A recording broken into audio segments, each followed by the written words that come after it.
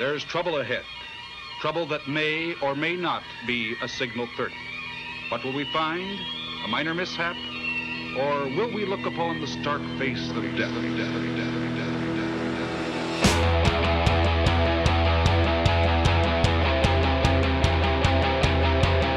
has been an accident at Trimble Road on the expressway.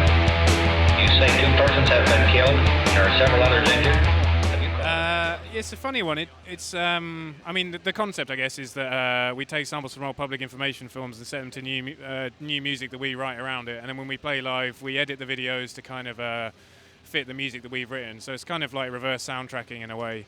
But in terms of where the idea came from, it's probably listening to Radio 4 in the UK and just hearing some sort of BFI films being released onto the internet for the first time, and just having a bit of a rummage, really. I'd always kind of made, for the past sort of 7 or 8 years before that, I'd been sort of making some songs with samples from various places. Like I used Street Fighter 2 and Super Mario for some stuff, and other bits and bobs from films. Like I sampled A Clockwork Orange, totally illegally, but it never got released, so it's fine.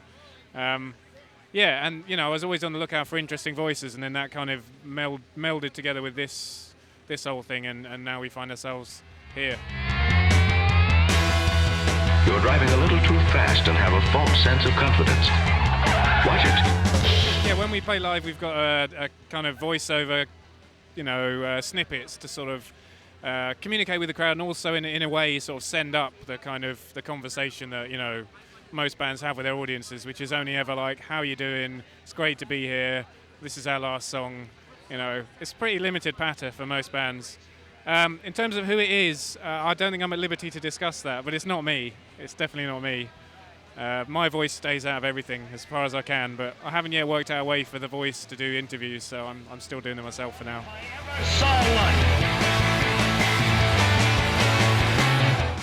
I do think there's quite a lot of humour in what we do, but I do think some of it is slightly tongue-in-cheek and some of it is quite dry. So yeah, whether or not that kind of communicates itself over this side of the Atlantic particularly well. I mean, the reaction to some of the samples wasn't what I'd usually expect here. I don't know if they realised that we were joking, but we are joking. Generally, about 99% of the time we're joking. So yeah, we'll see. I guess. I guess the more we play, the more people get used to it slightly, and the more they might realise our particular brand of humour, in inverted commas.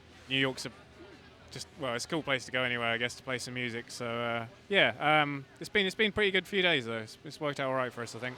Once there was a mountain called Peak 15. Nothing was known about it.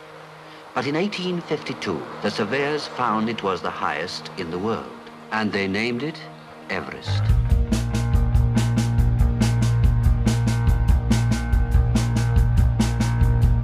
Samples themselves, they kind of come from a wide variety of sources, really. I mean, there's quite a lot of American stuff there, so we've been asked quite a lot. It's a very British thing that we do.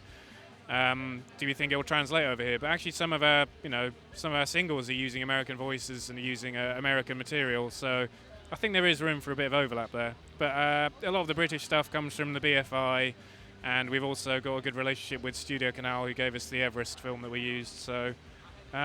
Yeah, various different places really, and more and more people are coming to us now as well and offering us stuff to use, so it's quite a good position to be in. Something entirely beyond.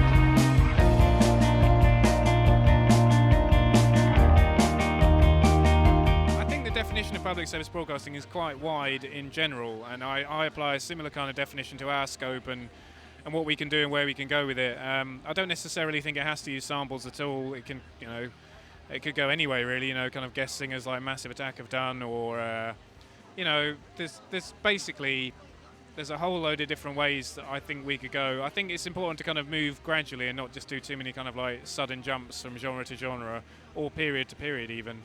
But yeah, I think the bigger danger by far is running out of music rather than running out of footage, because.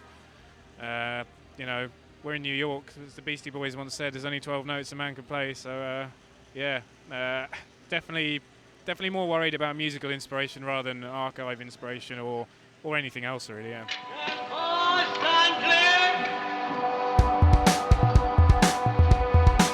8:30 p.m.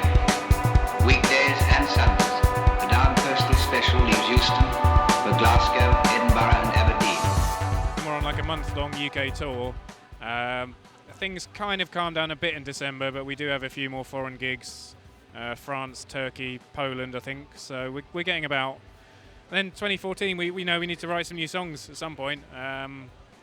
So that's going to happen at some point, and then hopefully come back over here as well, because this is kind of like testing the waters really, and see what happens, and then hopefully come back and do a sort of bigger tour and go to a few more places in America. I think what we're looking at doing is doing a mini album or EP, which could possibly grow into an album, but it's hard to say. I think it's going to straddle the kind of the grey area between EP and album, and that is in the pipeline. Research has started, but we haven't started recording anything yet, or I haven't even started writing it, but it's kind of being written up here.